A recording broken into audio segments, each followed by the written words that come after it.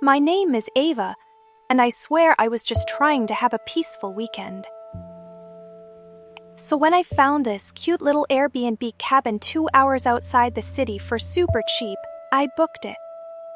The pictures looked perfect, almost too perfect. Cute murder cabin vibes.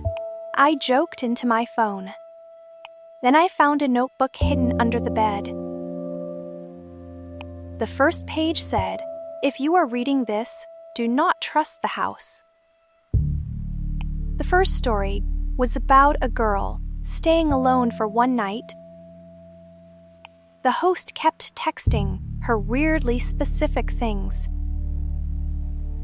Then she realized he knew things he should not know. Then she looked up at the smoke detector. Before she could leave, he texted, "You should have just gone to sleep." I looked up at the smoke detector above my own bed. So I took the notebook downstairs and kept reading. The second story was about a guy on a solo ski trip. That night he heard footsteps below him. The next morning he found muddy bare footprints leading to the basement door. He shoved a chair against the basement door and called for help. Then the chair moved by itself.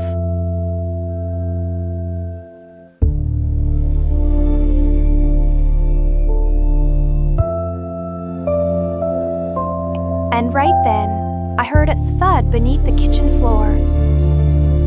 My phone buzzed. The host asked, "Everything okay?" I never texted him. Then he wrote, "You seem startled."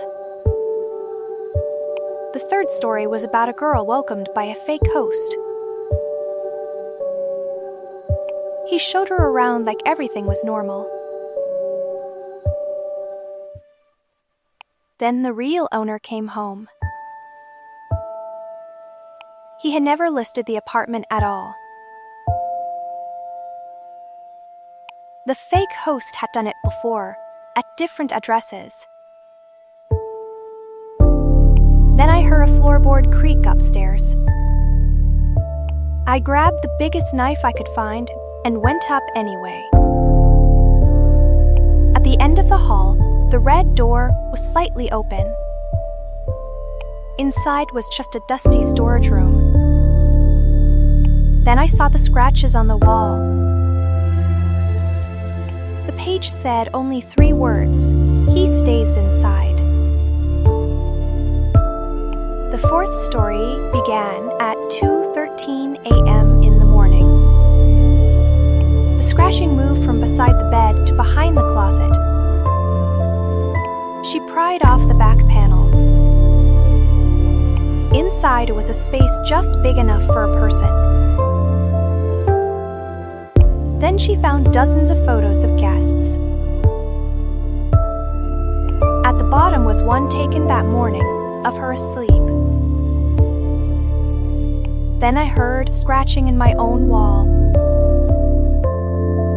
My phone lit up. "Please do not damage the walls." The final story was about a review that vanished. While she stayed there, objects kept moving and lights switched on. She found deleted warnings all over the internet. That is when she realized the host reads everything first. Back in the cabin, the notebook's last pages looked newer. If you found this notebook, he let you find it. Then I saw the words, "Your name is Ava." It described everything I had done in real time. And then I read, "You still have not looked behind you." The front door was unlocked, and upstairs the red door creaked open. I grabbed my keys, phone, and the notebook and ran. Then my phone buzzed one last time. "Check under the stairs." Under the stairs, I found a tiny hidden panel. Inside was a crawlspace with blankets, wrappers, bottles. And pinned to the wall were photos of me. In the center was one empty space, waiting for one last picture. Then I heard someone breathe right behind me. I ran out into the dark and did not stop. I did not stop until I reached a gas station and called the police. The next morning, the listing was gone. The host was gone. The notebook was gone. For weeks, I barely slept. Then months later, I found one old reposted photo of the cabin online. And under the stairs, someone was smiling at the camera. So if a place seems too cheap, too perfect, or too quiet, leave. Because sometimes the last page has not been written yet.